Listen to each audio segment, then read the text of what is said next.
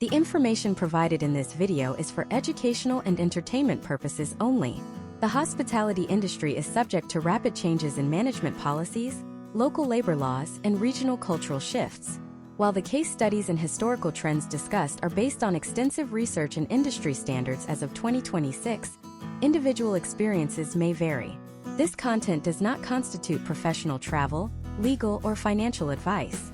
Viewers are encouraged to conduct their own due diligence, consult official hotel policies, and research current local customs before making international travel arrangements or business investments in the hospitality sector. Imagine you are checking into a high-end suite in the heart of Manhattan. You have paid $1,200 for the night. You carry 3 heavy bags, and the bellhop assists you to your room. As he sets the bags down, there is a palpable heavy silence in the air. You reach into your pocket, realizing you only have a $100 bill or nothing at all. The tension is thick enough to cut with a knife because, in the United States, that employee's livelihood literally depends on the next 10 seconds of your generosity. Now, flash forward to a traditional ryokan in Kyoto.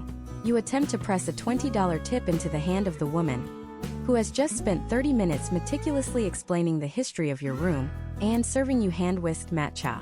She doesn't just refuse the money. She looks genuinely distressed, as if you have just handed her a piece of trash or insulted her family's honor. In one country, money is the lubricant that makes the gears of service turn. In the other, money is the sand that can grind those same gears to a halt. We are currently witnessing a massive global shift in how luxury and basic service are defined, and if you apply the American mental blueprint to a Japanese stay or vice versa, you are not just going to have an awkward interaction. You are going to miss out on the very essence of the culture you paid thousands of dollars to visit. This video serves as your masterclass in navigating the 2 most sophisticated yet diametrically opposed hospitality cultures on Earth. By the end of this deep dive, you will understand the hidden social contracts that govern every interaction from the lobby to the laundry service. We are going to solve the problem of cultural friction that ruins vacations and leads to subpar service.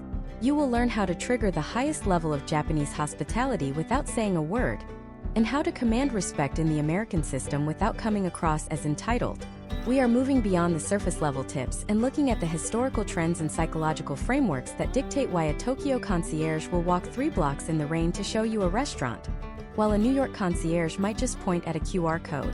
To understand why your experience in these 2 nations will be so radically different, we must first dissect the foundational philosophy of Japanese service, omotenashi.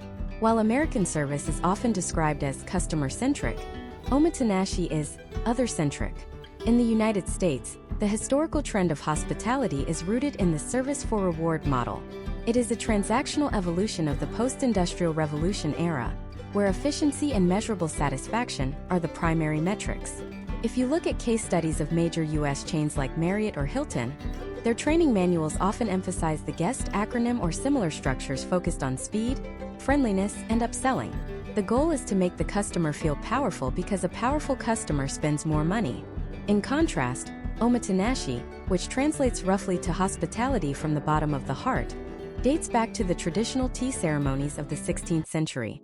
The core tenet is to look after guests wholeheartedly. This isn't just a marketing slogan. It is a rigorous social standard. In Japan, the service provider is not lower than the guest, nor are they a servant. They are a host. In the American context, the customer is king mantra creates a hierarchy where the employee must often endure poor treatment to secure a tip. In Japan, the relationship is more akin to a sacred trust. The host's duty is to anticipate your needs before you even know you have them. Potential outcomes of this philosophy include a level of detail that feels like mind reading.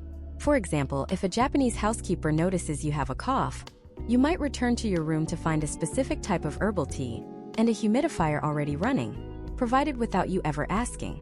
In a U.S. hotel, you would likely have to call down to the front desk, wait 20 minutes, and then tip the person who brings the machine up.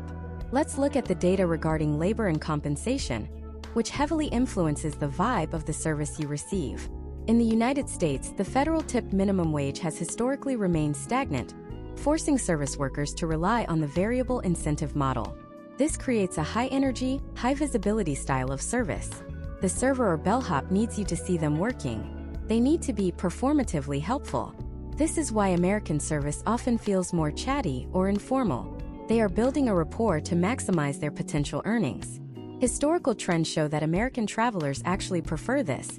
They report feeling ignored if a staff member isn't constantly checking in. However, in Japan, visibility is often seen as a failure of service. The goal of a high-end Japanese hotel is to be invisibly present. You should never see the staff cleaning the hallways or moving luggage. Yet the hallways are always pristine and your luggage is always exactly where it needs to be. There is no tipping. The price you see on the booking site is the price you pay. The service is baked into the culture and the base salary. Case studies of Japanese luxury brands like Hoshino Resorts show that employees are trained in multitasking or multi-skilling, where the person who checks you in might also be the person who prepares your breakfast or tends the garden.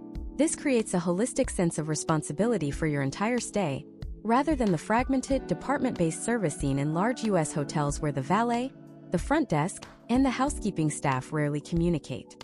We also need to discuss the concept of the manual versus the intuition. American hospitality is world-renowned for its systems. If you stay at a Hyatt in Chicago or a Hyatt in Tokyo, you will find a certain level of standardized, global luxury. The U.S. excels at creating a predictable, high-quality product through rigorous SOPs, standard operating procedures. This is great for the business traveler who needs to know exactly how the desk chair will feel and where the power outlets are. However, the downside is that when a situation falls outside of the manual, American service can often break down into, "I'm not authorized to do that." Japanese service, while also highly structured, relies on a concept called kakubari, which means distributing one's care or being hyper-aware of the environment. While an American employee is trained to follow the rules to avoid liability, a Japanese employee is often empowered by the cultural mandate of omotenashi to deviate from the rules if it genuinely benefits the guest's experience. There is a famous case study often cited in travel circles about a guest who forgot a valuable item at a remote Japanese inn. The staff didn't just mail it. They realized the guest was heading to the airport and sent a staff member on a 2-hour train ride to hand-deliver the item before the flight departed. If you go into a Japanese hotel demanding things and acting like the boss in the traditional American sense, you will actually shut down the very mechanism that provides the best service. You will be treated with perfect, cold politeness, but the heart of the hospitality will be withdrawn. Conversely, if you are too shy or Japanese in an American hotel, waiting for people to notice your needs without speaking up, you will likely be overlooked in the fast-paced, squeaky wheel gets the grease environment of U.S. commerce. As we move forward into the next segments of this masterclass, we will break down the specific rituals of the lobby, the hidden etiquette of the hotel bathroom, and the complex world of special requests. We are going to look at how technology is changing these dynamics, specifically how Japan is using robotics to preserve the omotenashi feel without the human labor, and how the U.S. is using apps to remove human interaction entirely. But before we get there, you must internalize this one truth. In America, you are paying for a service. In Japan, you are being invited into a tradition. One is a contract, the other is a relationship. Master both and the world becomes your home. Let's step into the shoes of Mike, a business traveler in 2026, as he pulls up to a luxury hotel in downtown Los Angeles. In the American context, the arrival is a series of rapid-fire microtransactions. The moment Mike's Uber door opens, he is greeted by a valet. Historically, the trend in the United States has been to equate speed with quality. Mike is looking for efficiency. He expects his bags to be whisked away immediately, but there is an underlying psychological weight.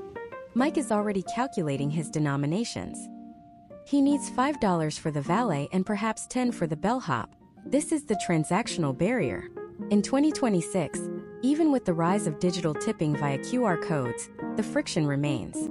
The service is energetic, loud, and assertive. The bellman might offer a firm handshake and a joke about the local weather. This is performative friendliness designed to establish a rapport. It is a high-energy exchange where the potential outcome is a larger tip based on the staff member's ability to project a relatable personality. Now imagine Sarah, who is checking into a luxury property in Tokyo's Marunouchi district at the same time in 2026. Her arrival is not a series of transactions. It is a choreographed performance of observation. As her taxi slows to a halt, she notices 3 staff members already waiting at the curb. They do not approach the car until it has come to a complete stop. A historical trend in Japanese safety and decorum. There is no loud greeting.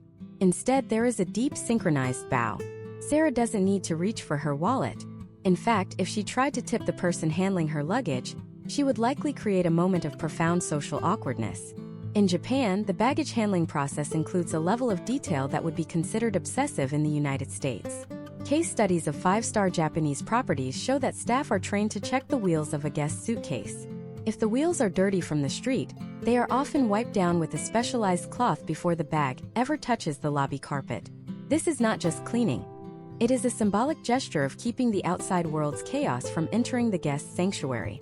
Let's perform a deep dive into the physical threshold. The front desk. In the United States, the front desk is a command center. Mike stands behind a high marble counter, creating a literal physical barrier between him and the staff. The interaction is focused on the contract. The agent asks for Mike's ID and a credit card for incidentals. In 2026, the historical trend of corporate loyalty programs has reached its peak. Mike is likely greeted as a titanium or diamond member, and the conversation immediately pivots to his benefits: free breakfast, late checkout, and the potential outcome of a room upgrade. In the US, the guest often has to negotiate. Mike might ask, "Is there anything available on a higher floor?" The agent checks the system. It is a negotiation between two parties. The American traveler is taught that if they do not ask, they do not receive. Sarah's experience in Tokyo is the polar opposite. In many high-end Japanese hotels and almost all traditional ryokans, the standing front desk is being phased out in favor of the seated check-in. Sarah is led to a comfortable lounge chair. She is handed an ashibori, a chilled or heated wet towel depending on the season, and a cup of seasonal tea. The staff member kneels or sits at her level. In Japanese culture, looking down on a guest is a significant faux pas. The psychological impact here is profound. While Mike in LA is already thinking about his first meeting because the check-in felt like a hurdle, Sarah is being forced to decompress. The staff member has already reviewed her booking in detail. They do not ask for her credit card immediately. They ask about her journey. They might mention that they noticed it is her birthday next week based on her passport data. In the US, data is used for marketing. In Japan, data is used for anticipating needs. Now let's look at the movement from the lobby to the room. In the United States, Mike is often given his key and pointed toward the elevators. If he has a lot of luggage, the bellhop follows.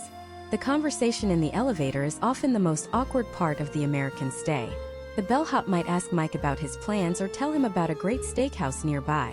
This is a case study in the American expert friend model. The staff member positions themselves as a local guide to add value. When they reach the room, the bellhop will perform a room orientation, pointing out the light switches, the minibar, and the thermostat. This is a tactical maneuver. It extends the interaction time, increasing the likelihood of a higher tip. Mike, in turn, feels a sense of obligation.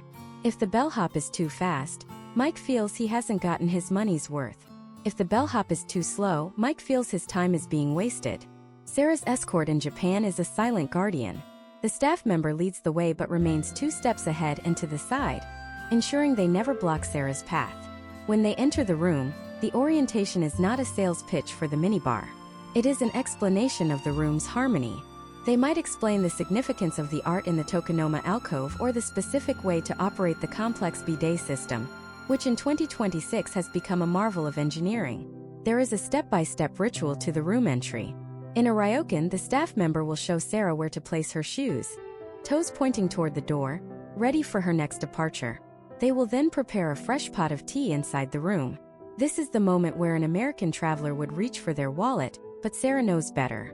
To tip here would be to suggest that the staff member's hospitality was bought, rather than given. The potential outcome of a tip in this scenario is a polite but firm rejection that leaves both parties feeling embarrassed. We must also analyze the concept of the ask. In the US, if Mike needs extra towels, he calls down and expects them in 5 minutes. If they take 10, he might complain. The US system is built on a request and fulfill logic. It is reactive. In Japan, the system is proactive. If Sarah leaves her room for dinner, the housekeeping staff doesn't just clean. They reset the environment based on her habits. If they notice she used the green tea but ignored the black tea, they will replace everything with more green tea. If they see her laptop charger is tangled, they might provide a branded cable tie. They are looking for clues of care. But what happens when something goes wrong? This is where the two cultures diverge most sharply. In the US, if Mike's room has a loud AC unit, he expects a discount or a voucher. It is a commercial resolution. The hotel apologizes by returning a portion of his money. In Japan, the apology is an emotional resolution.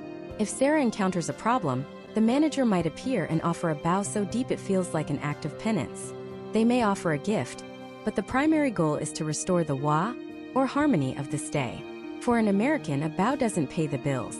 For a Japanese guest, a 20% discount feels like a cold, soulless way to handle a human mistake. As we wrap up this look at the arrival and the entry, we have only scratched the surface of the physical environment. What happens when you actually try to sleep? The American cloud bed versus the Japanese firm support is a battle of philosophies that affects your health and your posture. And more importantly, there is a hidden language in the way your pajamas are folded that can tell you exactly what the staff thinks of you. In the next part, we are going into the belly of the beast, the room deep dive. We will reveal the one item in a Japanese hotel room that most Americans use incorrectly, potentially causing thousands of dollars in damage, and the secret way to get off-menu service in a US hotel without spending an extra dime. The door is open, but do you know how to walk through it? To step through the door into a high-end American hotel room in 2026 is to enter a space designed for total personal autonomy. Mike, our business traveler in Los Angeles, swipes his digital key on his smartphone and the heavy door thuds shut, sealing him in a soundproof fortress of luxury. The American philosophy of the hotel room is centered on the concept of the room as an office and the room as a sanctuary. Historically, the trend in the United States has been to maximize square footage. Even in dense urban centers like New York or LA, a luxury room is expected to provide enough space for a king-sized bed, a dedicated desk, and a seating area. Case studies of hotel design evolution show that the American traveler correlates physical space with the value of their nightly rate. Mike's room features a cloud bed, a multi-layered mattress system designed to be as soft as possible, reflecting the American preference for plush, enveloping comfort. However, the Japanese room, even in a 2026 luxury skyscraper in Shinjuku, operates on a completely different spatial logic. When Sarah enters her room, she might find it significantly smaller in total square footage than Mike's, yet it feels more intentional. This is the concept of ma, or the artistic use of empty space. In Japan, luxury is defined by the quality of the materials and the precision of the layout rather than sheer volume. While Mike has a massive desk with a mesh ergonomic chair, Sarah likely has a sleek, minimalist wooden surface or even a traditional low table. In 2026, Japanese hotels have perfected the art of the hidden room. Walls that appear to be solid wood panels slide back to reveal state-of-the-art workstations or hidden closets. The potential outcome of this design is a sense of calm and order that contrasts with the cluttered, multi-purpose feel of an American hotel suite. Now we must address the most dangerous part of the international hotel experience: the bathroom. In the United States, the bathroom is a straightforward utility. Mike has a large walk-in shower with a rainfall head and perhaps a separate soaking tub. The historical trend in the US is the dry floor model. You are expected to keep all water contained within the shower or the tub. The mistake many Japanese travelers make in the US is assuming the entire bathroom floor is waterproof, leading to significant water damage. But for the American in Japan, the danger is even higher. Sarah's bathroom in Tokyo is likely a wet room or a prefabricated unit bath. In high-end ryokans and modern luxury hotels, the shower area is separate from the tub, and the entire room is designed to be splashed. You are expected to wash your body while sitting on a small stool outside the tub before entering the water. However, many mid-range Japanese hotels use what is known as a unit bath, a molded plastic room where the tub and the floor are one piece. Here is the thousands of dollars mistake. Americans often assume that because it looks like a plastic shell, the entire floor is a drain. They leave the shower curtain outside the tub while they wash. In many Japanese hotels, especially older or mid-tier business properties, the floor drain is designed only for minor spills or overflow, not for the full force of a high-pressure shower. Potential outcomes of this misunderstanding include flooding the guest room below, leading to massive restoration fees and immediate eviction. Case studies from major Tokyo hotel chains indicate that water damage from Western tourists is one of their highest insurance liabilities. To avoid this, Sarah must remember the golden rule of the Japanese unit bath. The curtain always stays inside the tub, and the floor must remain as dry as possible unless it is a clearly marked wet room with a stool and a floor-level shower head. Beyond the plumbing, we have the battle of the amenities. In the United States, Mike's room is stocked with recognizable luxury brands: Le Labo, Aesop, or Malin & Getz. These are status symbols. The American traveler wants to feel that their high nightly rate is being subsidized by expensive soaps they can take home, In 2026, many U.S. hotels have moved to large, wall-mounted dispensers to be sustainable, a move that has met with significant pushback from luxury travelers who value the individual bottle as a souvenir of their stay. In Japan, the amenity game is played with surgical precision. Sarah doesn't just get soap and shampoo. She receives a meticulously packaged kit that includes high-quality skincare, cleansing oils, lotions, and emulsions, often from premium Japanese brands like Shiseido or Pola. There are specialized hair ties, high-grade razors with multiple blades, and even specific types of brushes. The level of detail is staggering, but the real difference lies in the clothing. In Mike's LA hotel, he might find a thick, heavy terry cloth robe. This is meant for the room only. If Mike were to walk into the lobby or the hotel restaurant in his robe, he would be met with looks of confusion or even asked to change. In Japan, Sarah finds a yukata or specialized hotel pajamas. The etiquette here is a minefield for the uninitiated. In a Western-style hotel in Japan, these are strictly for sleeping. However, in a ryokan or a hotel with an onsen, a hot spring, the yukata is your uniform for the entire stay. You wear it to dinner, you wear it to the bath, and you wear it to walk through the hallways. But there is a catch that can lead to a major social faux pas. You must always fold the left side of the yukata over the right side. Historically, folding the right side over the left is reserved for dressing a body for a funeral. Sarah must be hyper-aware of this, as walking into a public space with a right over left fold is a shocking sight to the staff and local guests.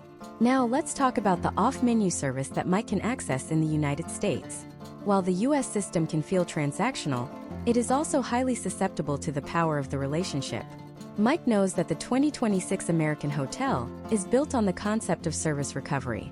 If he notices even a minor issue, a flickering light or a slightly dusty corner, and brings it to the attention of the front desk with a polite but firm tone, the historical trend is for the hotel to offer a significant gesture of goodwill. This could be a credit for the expensive hotel bar, or a complimentary breakfast.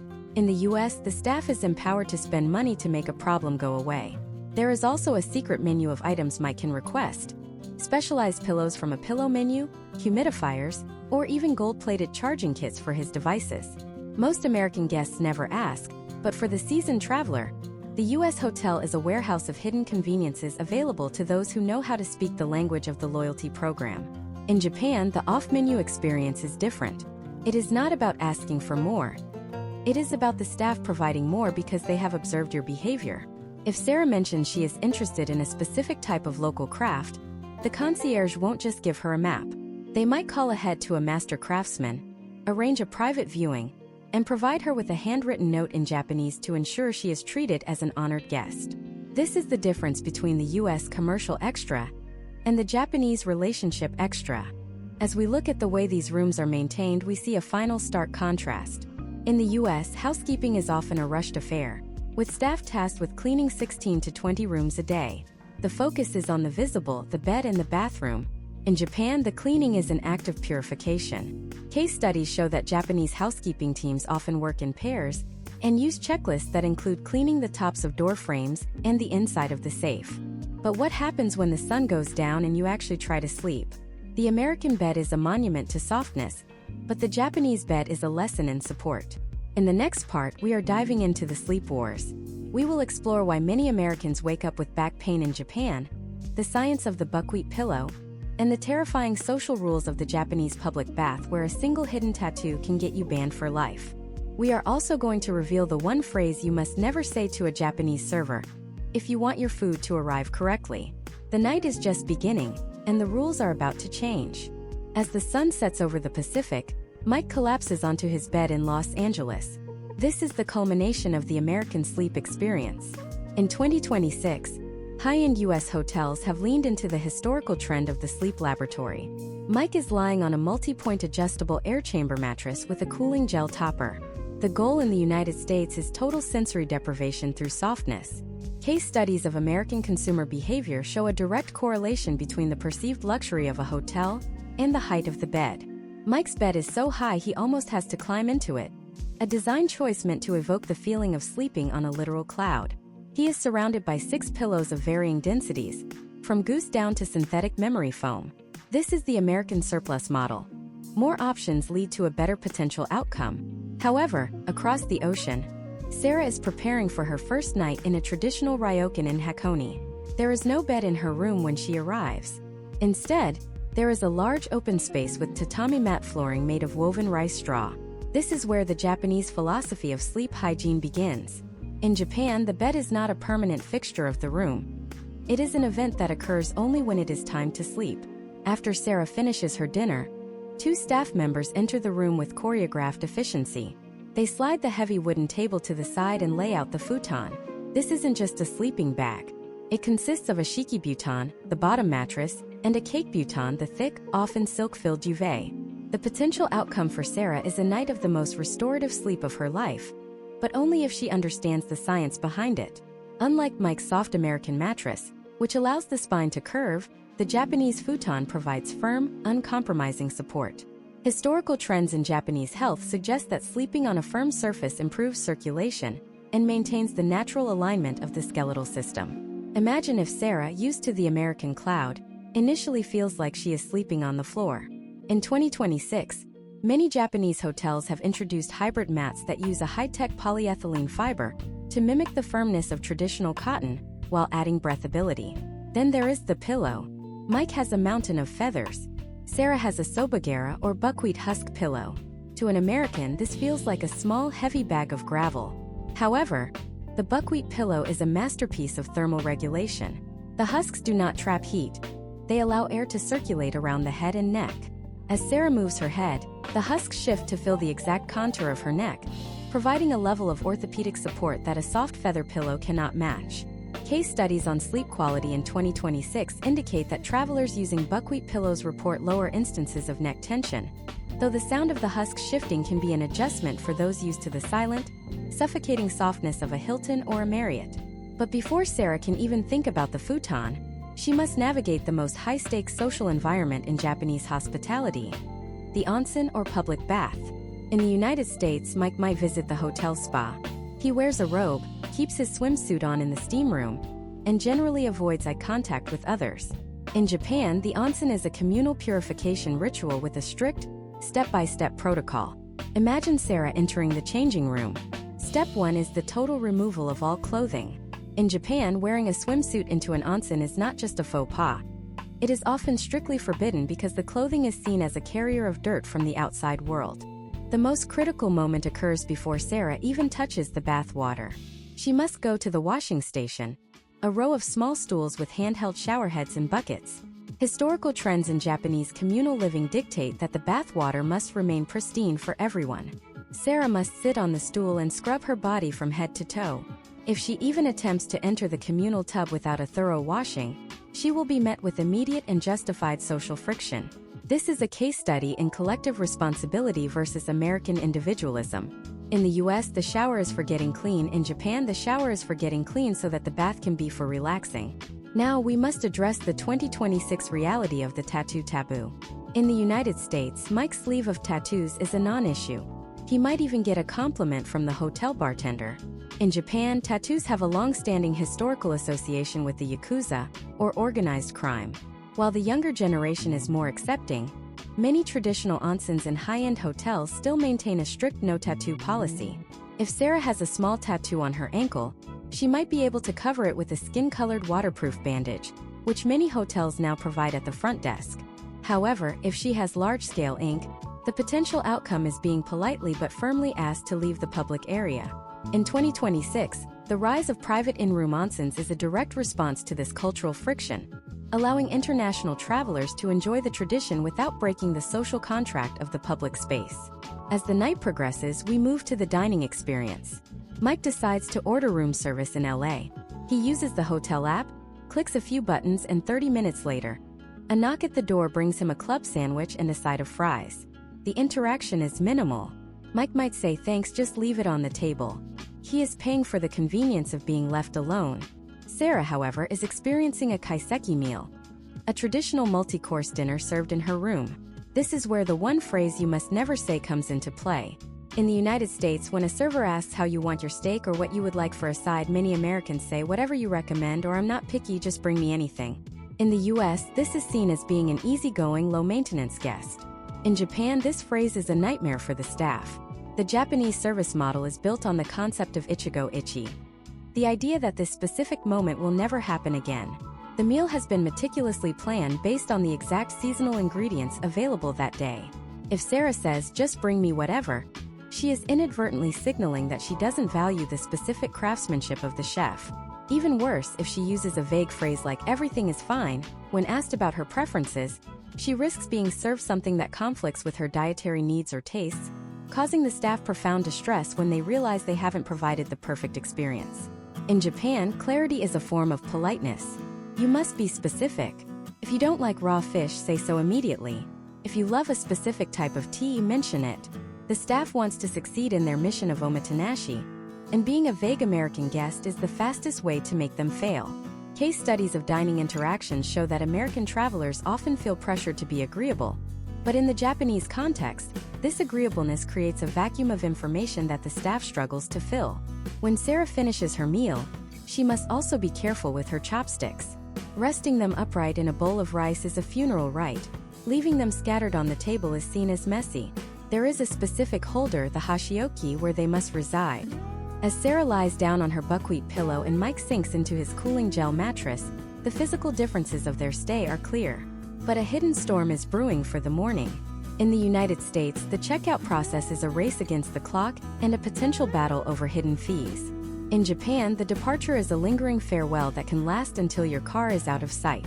In the next part, we are going to dive into the breakfast wars. Why is the American buffet a study in excess while the Japanese breakfast is a study in geometry?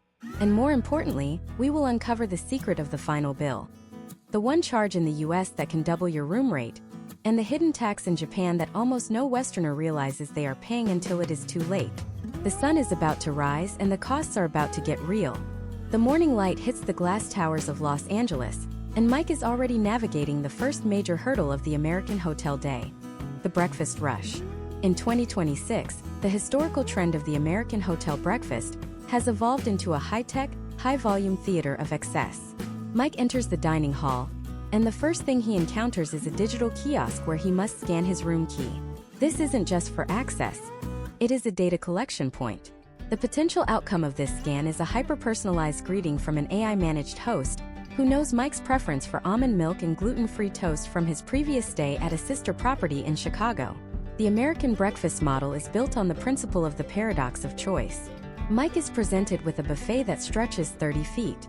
There are stations for everything: a custom omelet bar where a chef manages 4 pans simultaneously, a pancake machine that dispenses perfectly measured batter at the touch of a button, and a wall of artisanal cereals. The step-by-step process for Mike is a tactical exercise. He must decide between the hot line, bacon, sausages, and scrambled eggs, or the cold line of parfaits and smoked salmon. Case studies of U.S. hospitality show that 75% of domestic travelers rate their stay based on the perceived variety of the breakfast buffet. For Mike, luxury is defined by the ability to have everything at once. He stacks his plate high, balancing a bagel on top of a pile of fruit, a behavior rooted in the American value of maximizing the return on investment for his $60 breakfast credit. However, the energy is chaotic. Mike has to dodge other guests, wait in line for the coffee urn, and compete for the attention of a server who is juggling 12 tables. This is the high-friction, high-reward environment of U.S. service.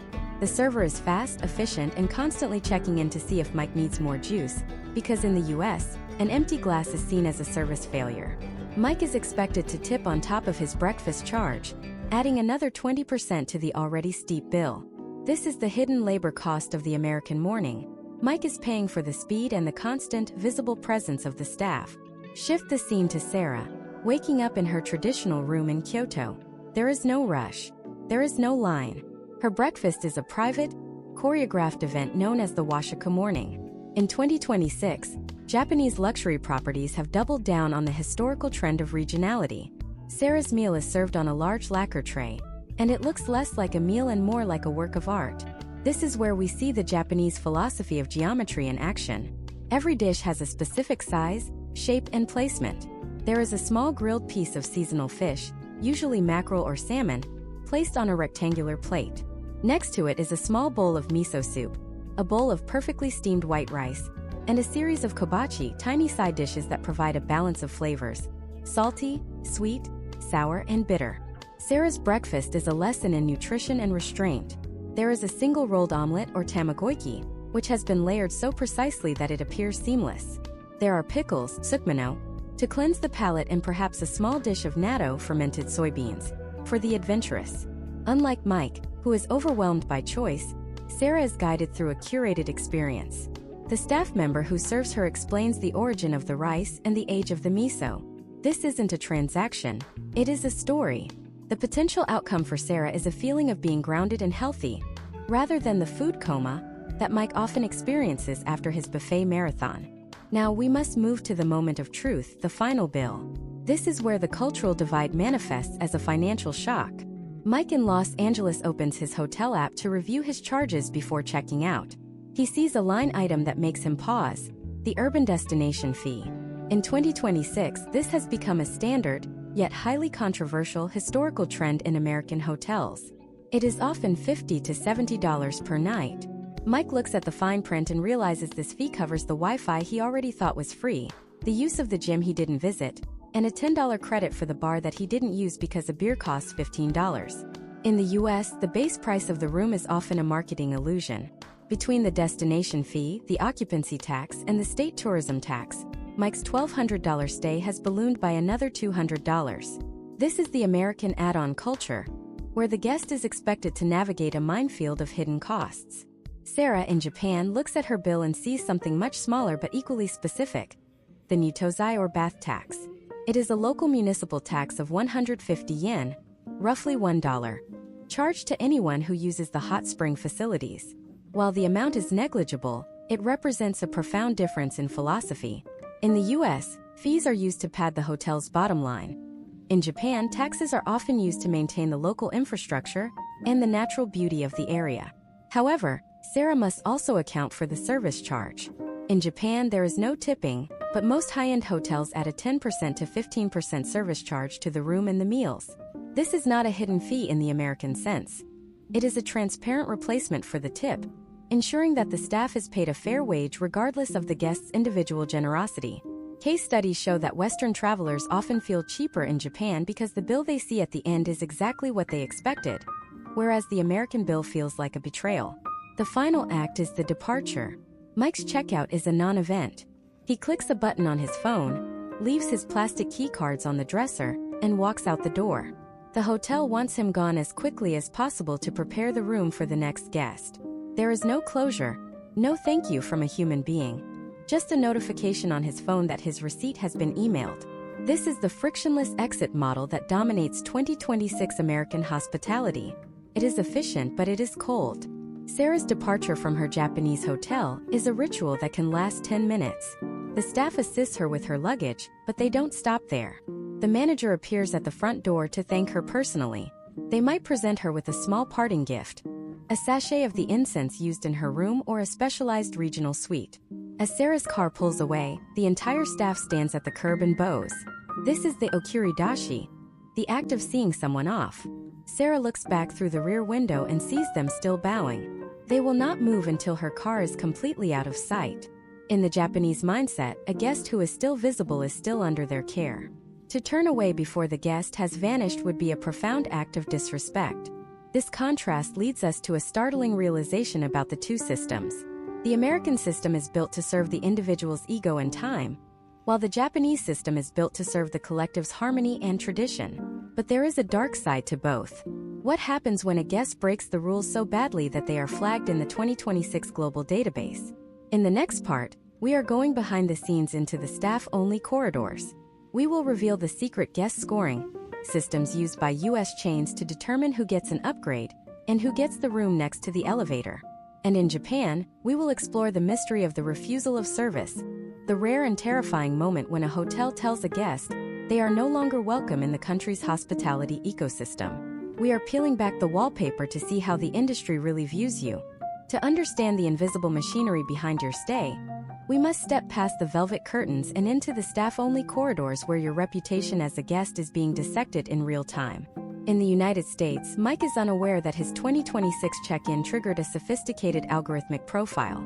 Historical trends in the U.S. hospitality sector show a shift from simple loyalty points to what industry insiders call a guest lifetime value score. Imagine if Mike, while staying at a property in Miami 2 years ago, had a heated argument with a front desk agent over a late checkout. In 2026, that interaction is not just a memory, it is a data point. The American guest scoring system is a case study in predictive analytics. When Mike's name is entered into the system, the agent sees a color-coded indicator. A green indicator might suggest Mike is a high spender who rarely complains, resulting in a potential outcome of an unrequested room upgrade to a quiet corner suite. However, if Mike has a history of being demanding or leave behind messes that require deep cleaning, he might find himself in the room by the elevator. This is the room where the walls are thinner, the noise from the ice machine is constant, and the view is of a brick wall. In the US, the hotel uses your past behavior to determine your current level of service. If you are labeled a troublesome guest, the staff is trained to be polite but to minimize interaction time.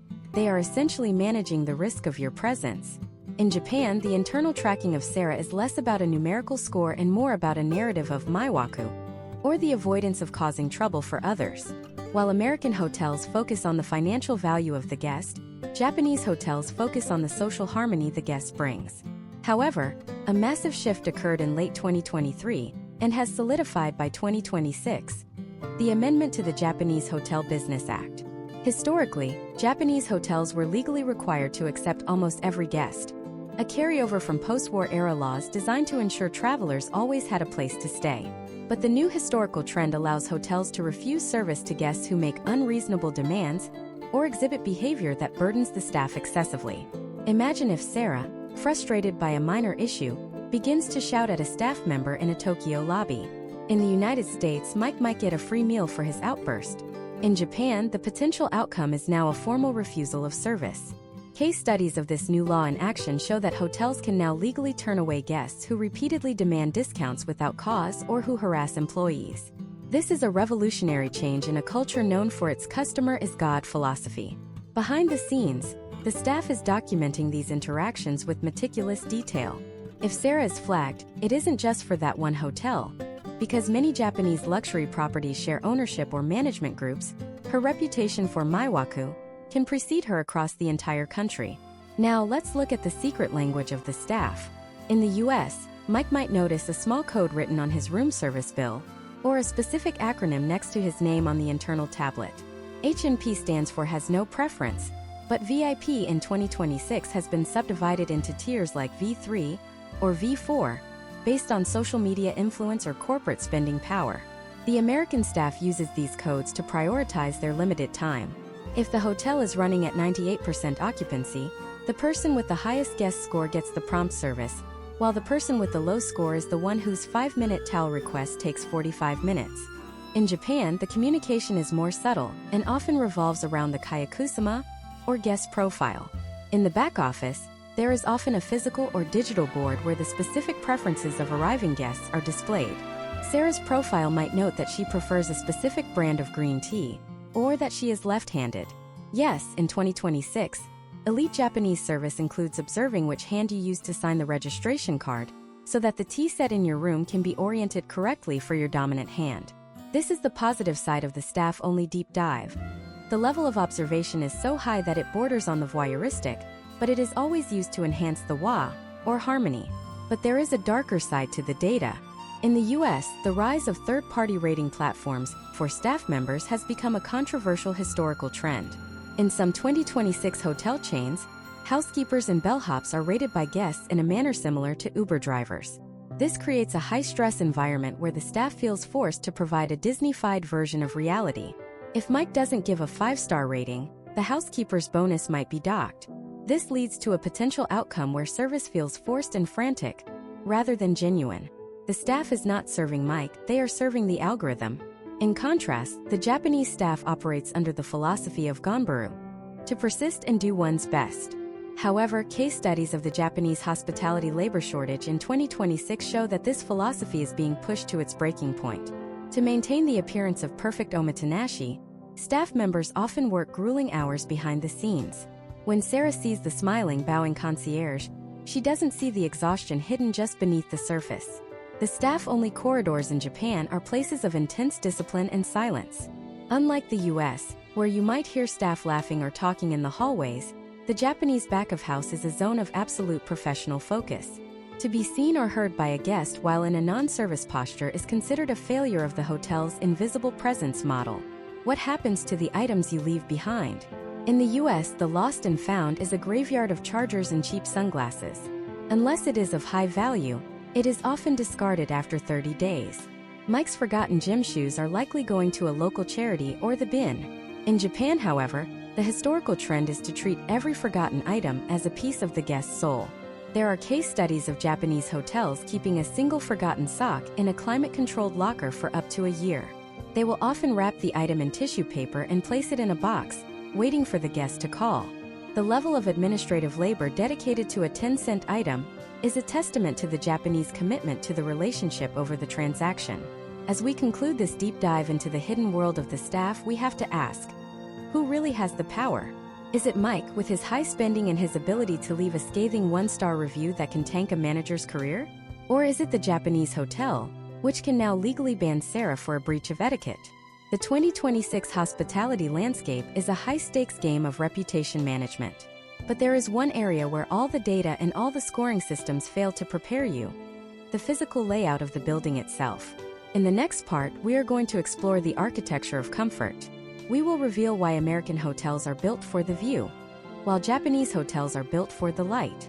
We will also uncover the secret of the 14th floor in Japan and why Mike's insistence on a room with a balcony in Tokyo might lead to the most disappointing night of his life. The very walls are talking. Are you listening? Let's break down the physical reality of the buildings where Mike and Sarah are spending their time, because in 2026, the architecture of a hotel is not just about aesthetics. It is a psychological tool used to shape the guest experience. Mike, standing in his suite in Los Angeles, is experiencing the pinnacle of the American view-centric model. Historical trends in the United States hospitality sector have long equated verticality and visibility with social status. When Mike pays a premium for his room, he is literally buying a piece of the skyline. His room features floor-to-ceiling glass, designed to make him feel like the master of all he surveys.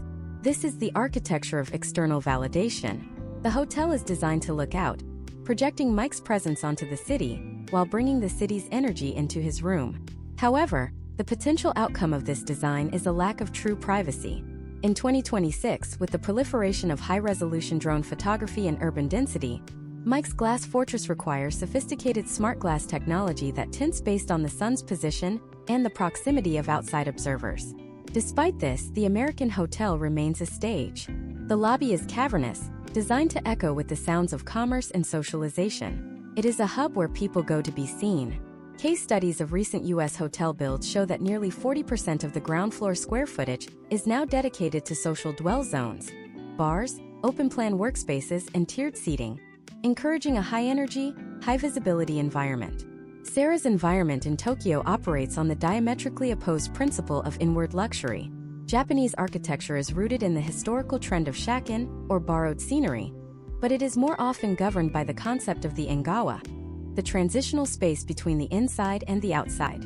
Sarah's room might be on the 24th floor, but her windows are likely smaller or obscured by a layer of translucent shoji screens.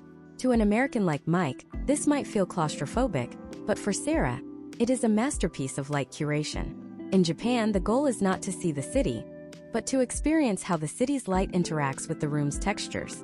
This is the architecture of internal reflection. Let's look at the science of kamaribi, a Japanese word that describes sunlight filtering through the leaves of trees. In 2026, Japanese luxury hotels have integrated this into their lighting systems. Sarah's room uses rhythmic, bioadaptive LED panels behind paper screens that mimic the movement of light through a forest. While Mike is stimulated by the raw, unfiltered neon of the LA Strip, Sarah is being subtly calmed by a simulated natural environment.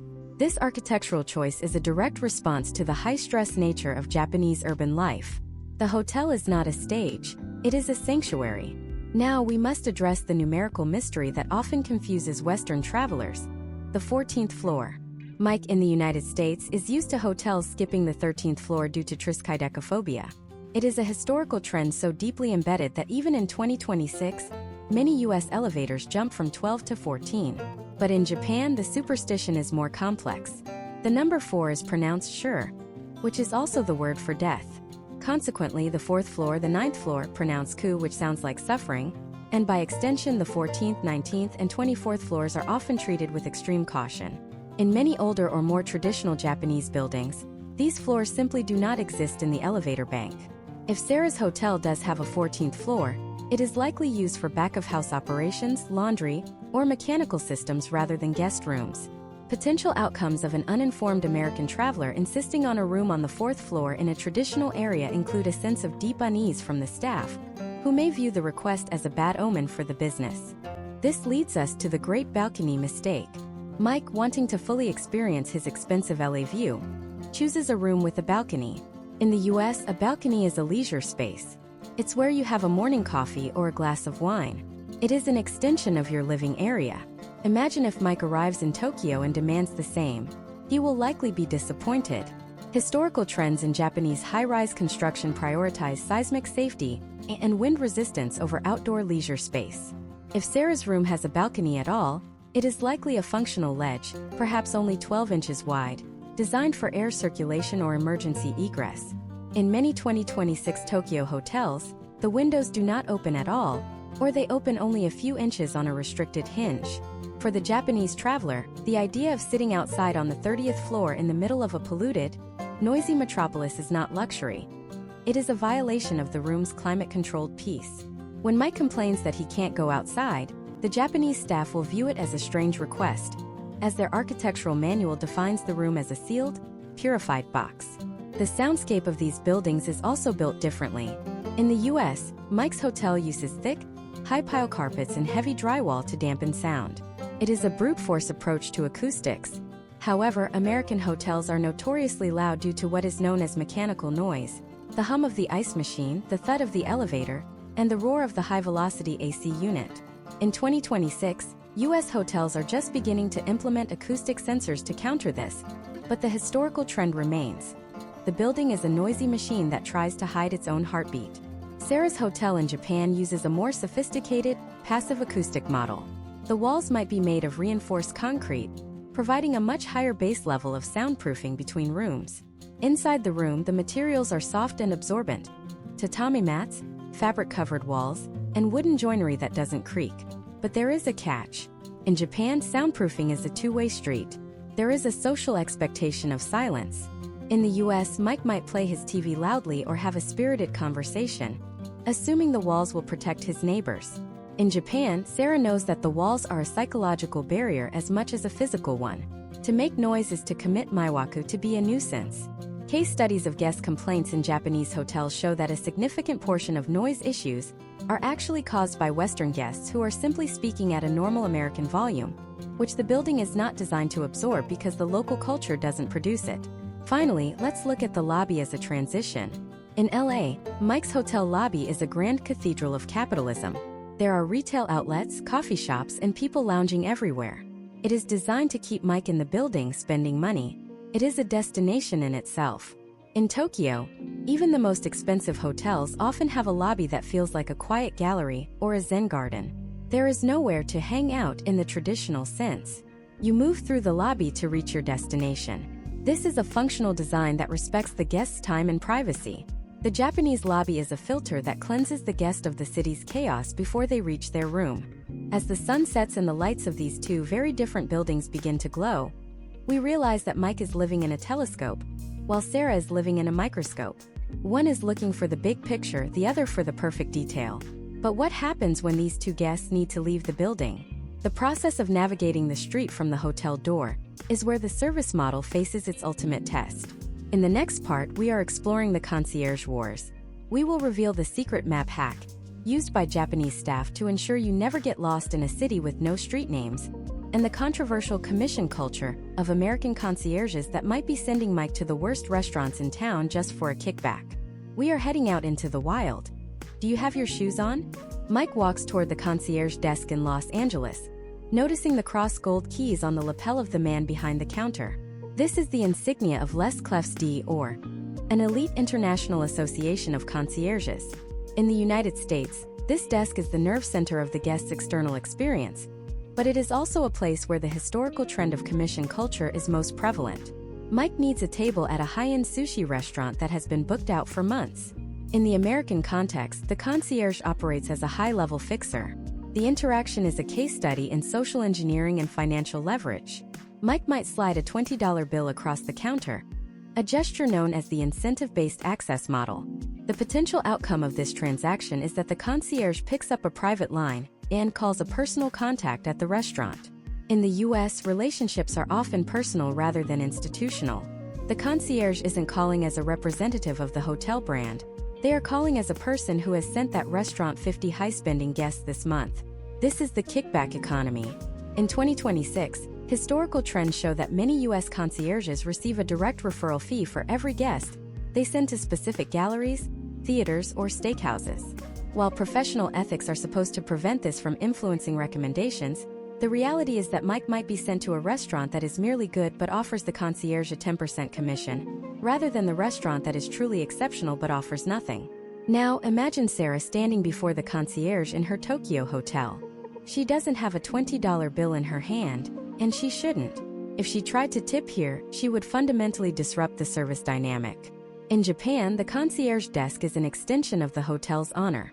When the staff member makes a reservation for Sarah, they are engaging in a system of institutional trust. In the Japanese hospitality ecosystem, the hotel puts its own reputation on the line for the guest. If Sarah were to fail to show up for her reservation, the hotel would lose face with that merchant, potentially damaging their ability to book for future guests. Because of this, the Japanese concierge will often require Sarah to sign a document or provide a credit card authorization for a potential no-show fee. This isn't because they don't trust Sarah. It is because they are protecting the relationship between the hotel and the local community. Sarah is also about to experience the legendary Japanese map hack. Navigating Tokyo in 2026 is still a challenge because the city does not use a standard street name system. Instead, it uses a hierarchical block system: the prefecture, the city, the district, the block, and finally the building number. For a Westerner, this is like trying to find a specific needle in a stack of other needles. The Japanese concierge doesn't just print out a Google Maps page and hand it over. They perform a step-by-step orientation. They will take a highlighter and mark specific landmarks that are easy to spot: a particular convenience store, a red vending machine, or a specific temple gate. They will often walk Sarah out of the lobby and point her in the exact physical direction she needs to go, sometimes even walking her to the street corner to ensure she has the right visual orientation. This is the architectural guidance model of omotenashi, where the goal is to remove every possible point of friction before the guest even encounters it. Let's look at the transportation logistics. In Los Angeles, Mike's concierge points him toward the rideshare lane. In 2026, the historical trend in the US is the total outsourcing of guest transport to third-party apps. The hotel has no control over the cleanliness of the car or the professionalism of the driver. Mike is on his own once he steps into that vehicle. If there is a surge in pricing or a driver cancels, the hotel bears no responsibility. The potential outcome is a frustrated guest who starts their evening on a negative note. In Tokyo, Sarah's concierge summons a hotel-affiliated taxi. This is a study in precision and decorum. The Japanese taxi driver wears a suit, a cap, and white lace gloves. The doors of the car open and close automatically, a historical trend that began during the 1964 Olympics to provide a higher level of hygiene and service. The concierge hands the driver a physical card with the destination written in Japanese. They then bow as the car pulls away. This ensures that even if Sarah speaks no Japanese, she will arrive exactly where she needs to be. The driver will not ask for a tip, will not play loud music, and will often use a navigation system that is updated in real time to avoid even a 30-second traffic delay. Case studies of urban transport show that the Japanese taxi system remains the gold standard for reliability in the 2026 global market. But what happens when the guest wants to go off the beaten path? In the US, Mike might ask for a recommendation for a local dive bar or a hidden gem. The American concierge, rooted in the culture of the authentic experience, will often give a genuine, personal recommendation. They take pride in knowing the cool spots that aren't in the brochures. This is where the US system shines. It is human, subjective, and idiosyncratic.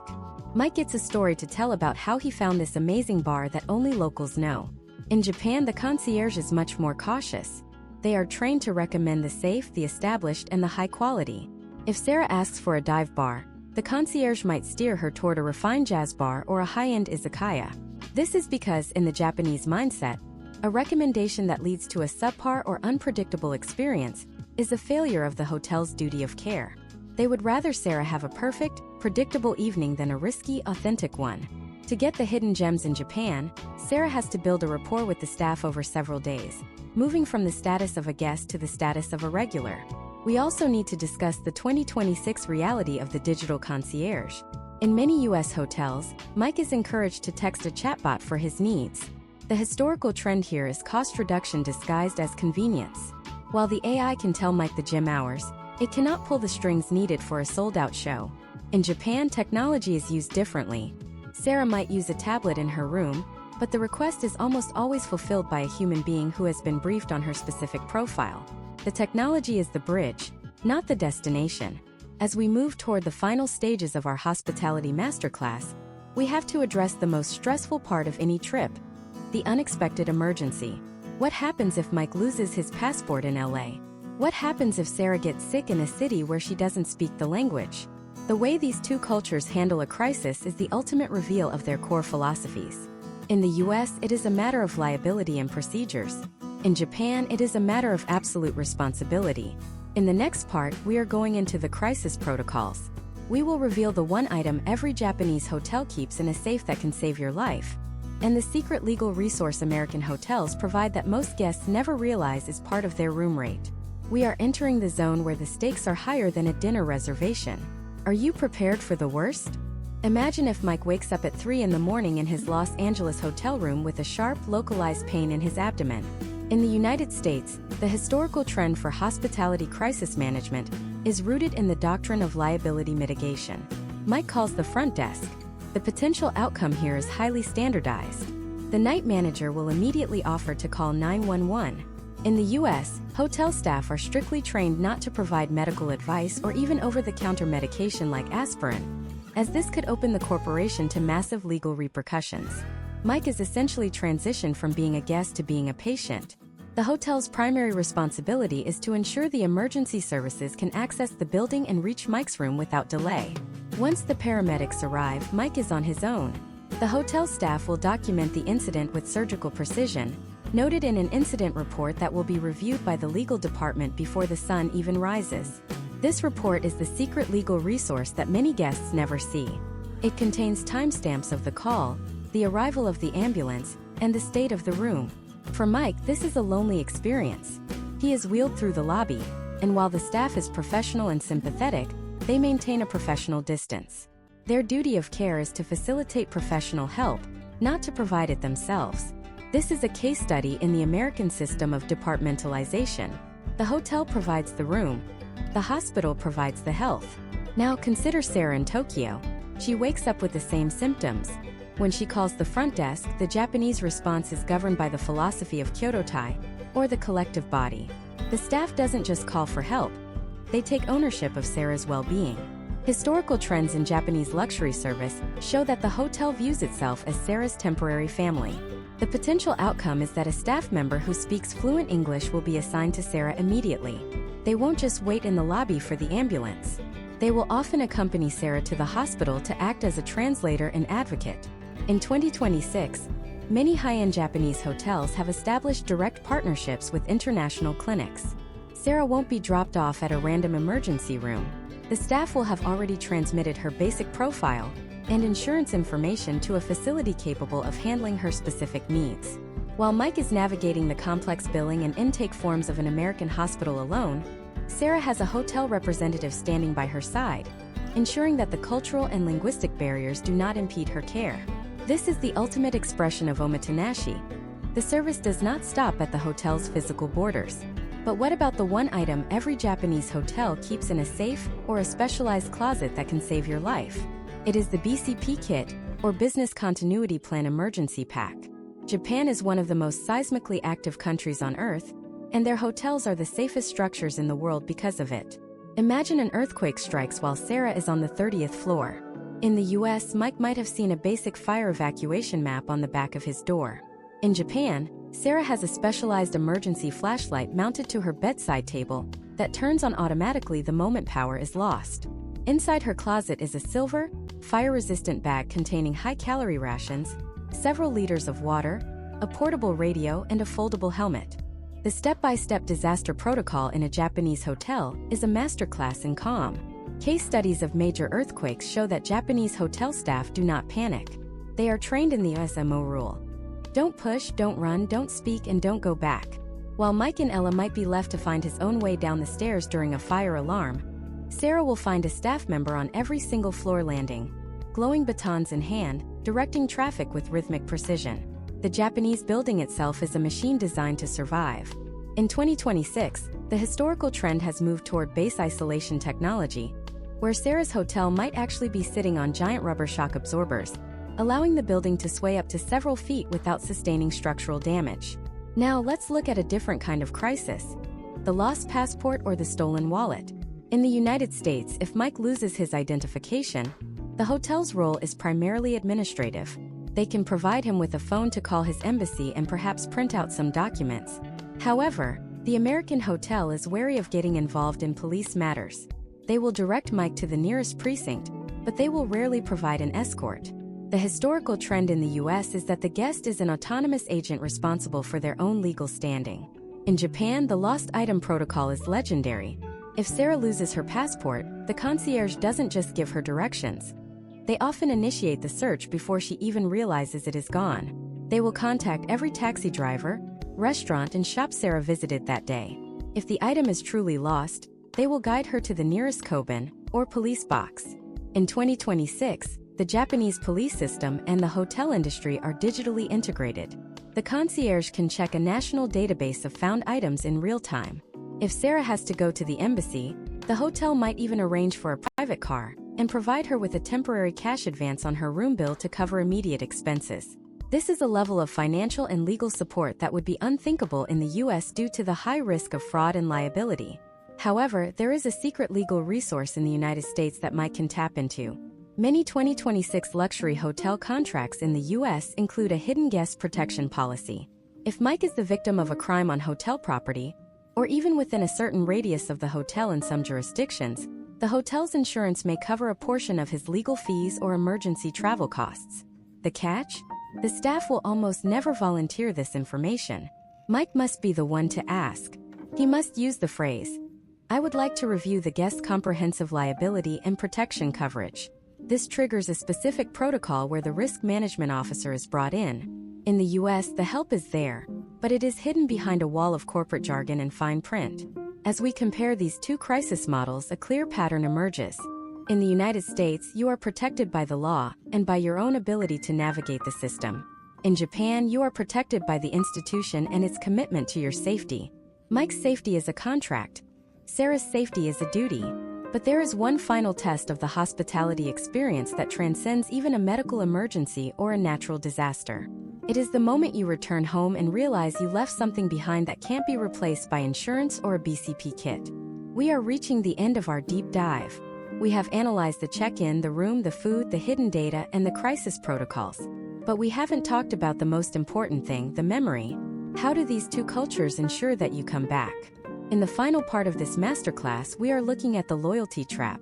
We will reveal the secret psychological triggers used by American hotels to make you addicted to their points, and the subtle heart-tugging rituals Japanese hotels use to ensure you never want to stay anywhere else. We will also give you the final checklist, the 5 things you must do before you leave any hotel in 2026 to ensure you never pay a hidden fee again. The journey is almost over, but the most valuable secrets are saved for the end. Are you ready for the final reveal?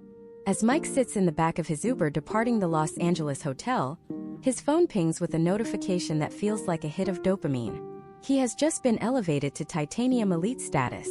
In the United States, this is the final stage of the hospitality experience, the capture of the guest's long-term psychology through the loyalty trap. In 2026, American hotel chains have perfected the historical trend of gamification. Mike isn't just a guest. He is a player in a high-stakes points economy. Case studies of major U.S. conglomerates show that by 2026, loyalty programs have become more valuable than the physical real estate of the hotels themselves. Mike is now tethered to a specific brand, not because of the quality of the pillows or the friendliness of the staff, but because he is chasing the potential outcome of a free week in Hawaii 3 years from now. This is the American transactional legacy. The hotel sells Mike a room today so they can sell him a lifestyle tomorrow. Meanwhile, Sarah is finishing her final tea in the lobby of her Tokyo hotel. She doesn't have an app telling her she has earned 5,000 points. Instead, the manager presents her with a small hand-calligraphed card that mentions a specific conversation they had 3 days ago about her interest in Japanese ceramics. There is no digital badge, no tiered status, and no promise of a free stay. Yet, Sarah feels a level of brand devotion that Mike's points could never buy. This is the Japanese retention model of Okiri, which translates to welcome home. Historical trends in Japan show that luxury hotels do not rely on intermittent reinforcement or prizes to ensure return visits. They rely on the memory of being known. While Mike's loyalty is a calculated financial decision, Sarah's loyalty is an emotional response to being treated as an individual rather than a data point. To navigate these two worlds successfully in 2026, you must master the final checklist. This is the step-by-step ritual that separates the novice traveler from the deep-dive master. Before Mike leaves his room in Los Angeles, he performs the photo audit. In 2026, many U.S. hotels use weight-sensitive minibar sensors that are notoriously temperamental. Mike takes a 30-second video of the minibar with the door open, proving that the $40 bottle of cognac is still in its place. Historical trends show that automated billing errors occur in approximately 12% of high-end U.S. stays.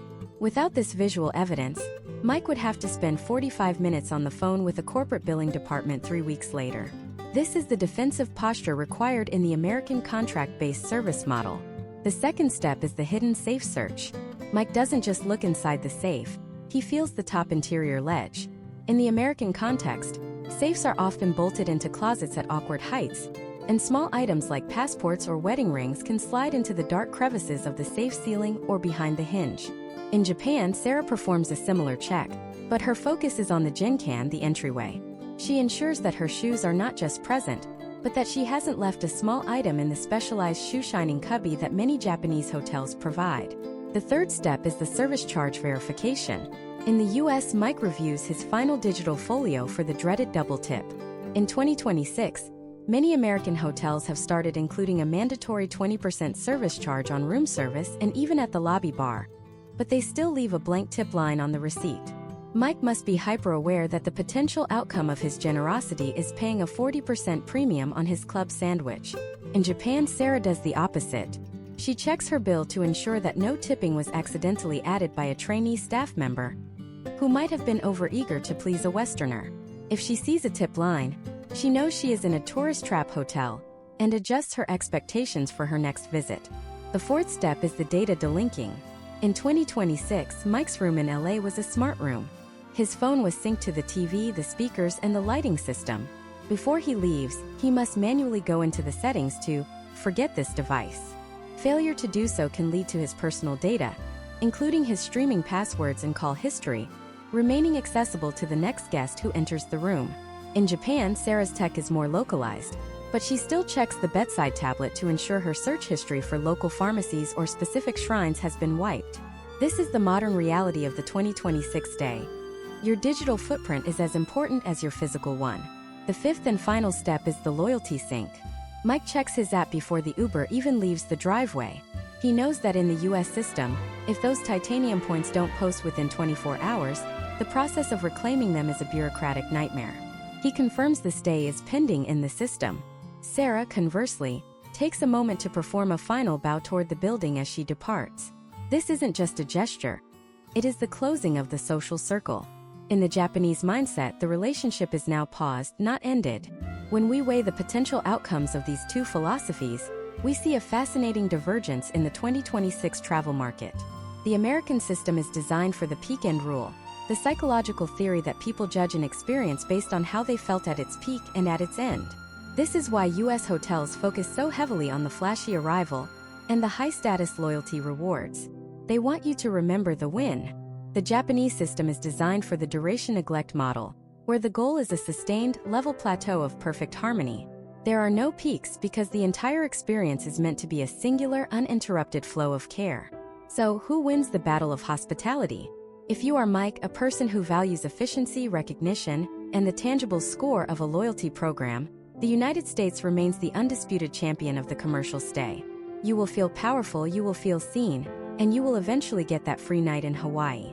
But if you are Sarah, a person who seeks a sanctuary from the noise of the world and a service model that anticipates your soul's needs without a price tag attached, Japan is the only place on earth where you will truly find it. As we close this 10-part deep dive into the soul of international service, we have uncovered the secrets of the lobby, the bathroom, the bill, and the crisis. We have looked at how 2026 technology is both helping and hindering the human connection. But there is one final question that remains. Beyond the 5-star towers of Tokyo and the glass suites of Los Angeles, there is a third way, an emerging trend in 2026 that combines the total autonomy of the US with the total care of Japan. It is happening right now in the boutique sector of Northern Europe, and it is changing the rules of the game once again. We have mastered the US versus Japan, but are you ready to see what happens when these two titans are challenged by the rise of the invisible hotel? In our next masterclass series, we will go even deeper into the world of zero-staff luxury and the controversial rise of AI-governed properties where not a single human hand touches your stay. The map is expanding, and the journey into the future of travel has only just begun. Stay curious, stay informed, and never stop looking behind the curtain.